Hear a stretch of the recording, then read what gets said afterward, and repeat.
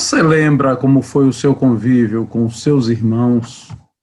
Como é que foi a sua infância? Como é que foi a sua adolescência? Os contatos entre você e os seus irmãos nesse período? A jornalista Clara Angélica Porto lembra. Ela lembra das conversas com Ayrton, o irmão mais velho, com Nino Porto, que veio logo depois de Ayrton. Lembra de todo o convívio com Ayrton Porto, que se transformou num grande executivo no Rio de Janeiro e em Brasília. Lembra do convívio com Nino Porto, como ela, jornalista, advogado, e que marcou a vida do estado de Sergipe. É da relação com os irmãos que a jornalista Clara Angélica Porto nos fala agora. Papai era um homem extremamente inteligente. Papai era um intelectual. Dindinho Lauro Porto, né, que era meu dindinho, casou tarde, então me tomou assim como uma filha. Era como se eu tivesse dois pais. E quando o Dindinho Lauro casou, eu já era grande. Então, assim, todos os domingos ele ia me buscar, eu passava com ele, ele me adorava. Ele era um fotógrafo amador, fez muitas fotos minhas. Eu fui muito mimada por homens, que era papai, Dindinho Lauro e Titonho. Entendeu? Lauro era irmão de seu pai?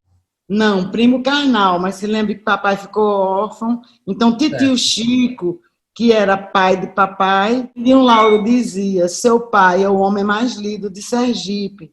Aí eu dizia assim, é mesmo, Dindinho Lauro, mais do que Paulo Costa, o pai de Luísa. Aí ele dizia muito mais. E Dindinho Lauro era assim, unha e carne com Paulo Costa, sabe? Que Dindinho Lauro era um homem inteligentíssimo, era um fotógrafo amador, escrevia muito bem, era uma das melhores conversas. Aquela pessoa que sabe conversar, que é agradável conversar, que tem muitas histórias para contar, né? Conversacionalista, mas enfim.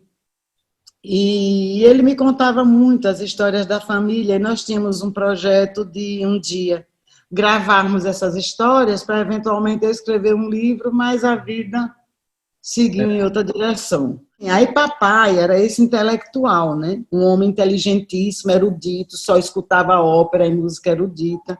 Então Ayrton cresceu, né, sob essa influência. Nasceu com essa inteligência do papai, só que uma coisa a mais. Papai era inteligente e recatado, tímido, isolado. A inteligência dele era para o alto prazer, para o prazer dele. Ayrton tinha a inteligência, a influência erudita e intelectual e o poder de comunicação. Então, com 20 anos, quando eu nasci, ele ficou ainda comigo 3 anos.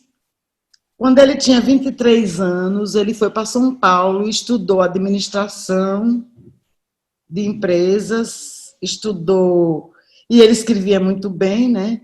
Aí também tornou-se um jornalista, e através de concurso, ele foi trabalhar na CNI, o Nacional da Indústria, né? Lá no Rio de Janeiro. Pronto, aí trabalhou na CNI, lá ele cresceu muito, e ele tornou-se uma pessoa muito, muito proeminente. Ele se casou com Maria Silvia Firpo, filha de Dr. João Firpo e sobrinha de Carlos Firpo. Era loura dos olhos verdes. Minha cunhada é mãe dos meus 4 sobrinhos. Os 2 já estão mortos. Ayrton morreu há 3 anos, 4.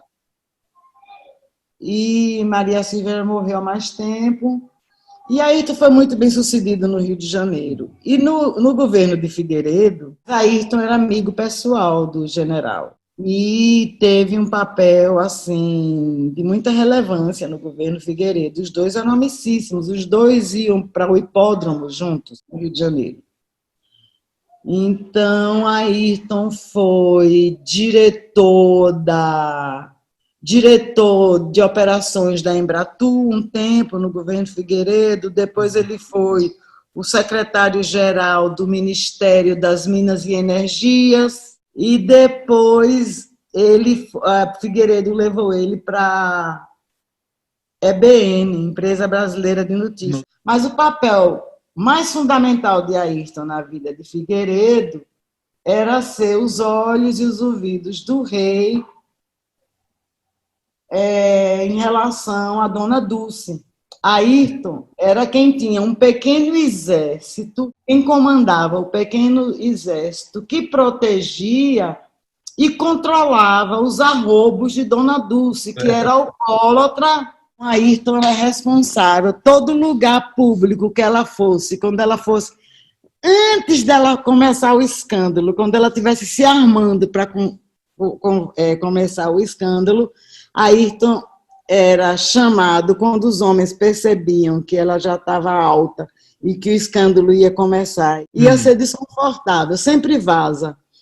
Aí ele ia buscá-la. Se ela estivesse em São Paulo, ele morava no Rio, ele tinha uma equipe para buscá-la e retirá-la do local antes do escândalo começar. Os escândalos não foram abortados. Então, porque ele era a pessoa que Figueiredo mais tinha confiança e que sabia que aquilo não ia vazar. A Dulce era escandalosa. Esse era Ayrton.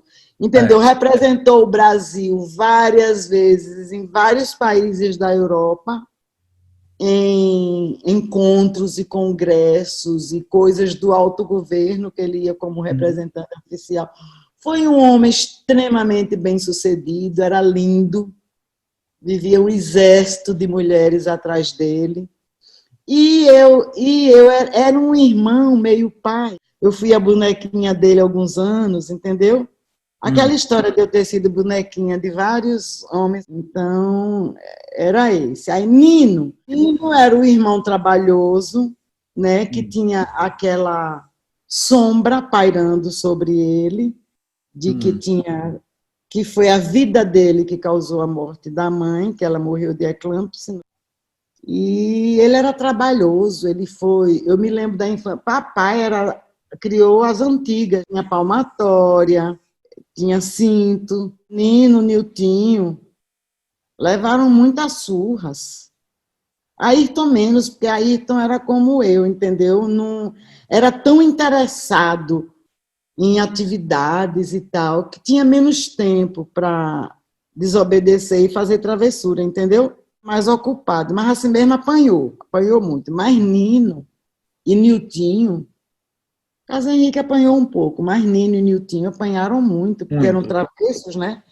Eu me lembro de muitas vezes eu ir para o meu quarto e chorando com a cabeça embaixo do travesseiro, com pena. O papai criou como foi criado, entendeu? Se batia. E Nino era muito danado, entendeu? E foi um adolescente muito rebelde.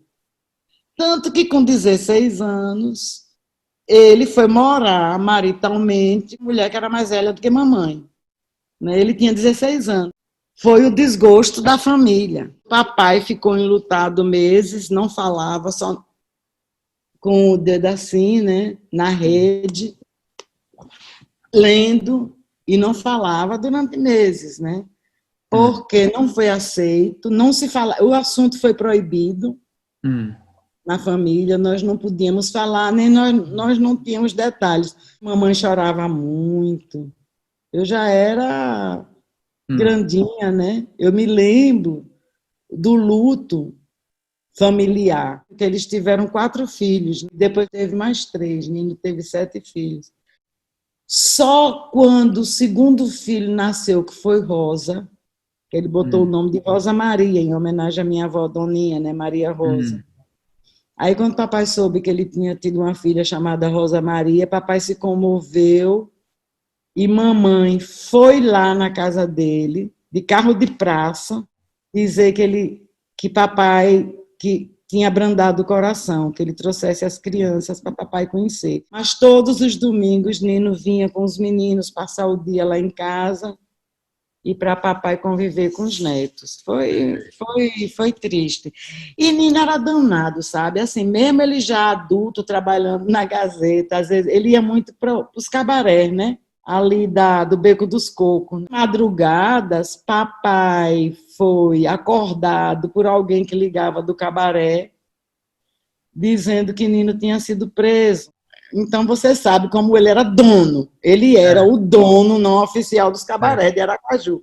Então, muitas madrugadas, 1h30, 2h da manhã, papai tinha que acordar General de Genal Gonçalves de Queiroz, que eram amigos íntimos, eram muito amigos.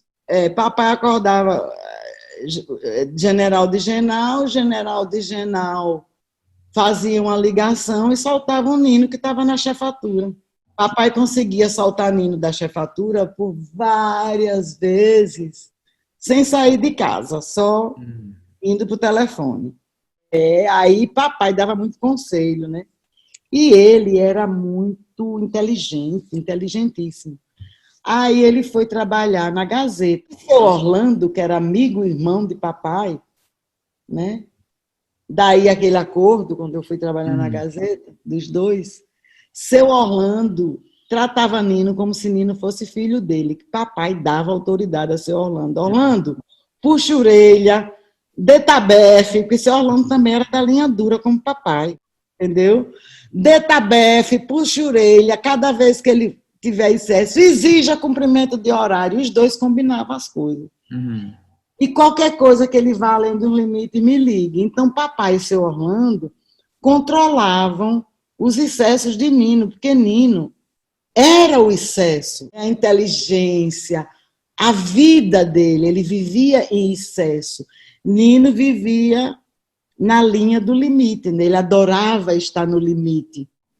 Então, agora, comigo, ele era chato, me chateava muito quando eu era criança e, ao mesmo tempo, me admirava demais. E assim, papai era erudito, né? Então eu estava com 8 anos, aí papai ficava escutando música erudita numa estação que tocava. Aí ele dizia, me ensinava a identificar os compositores. Quem está tocando? Eu dizia Mozart. E Nino achava isso lindo, sabe? Que eu sabia identificar os compositores. Então Nino me admirava. E eu chegava da escola cheia de história, né, para contar, né? Aí ele me recebia todo dia assim: olha, diário de notícia de ontem, de amanhã e de hoje.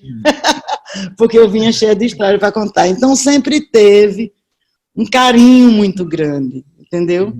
Dele comigo. Mas ele foi a personificação do filho rebelde de um pai conservador e autoritário, né?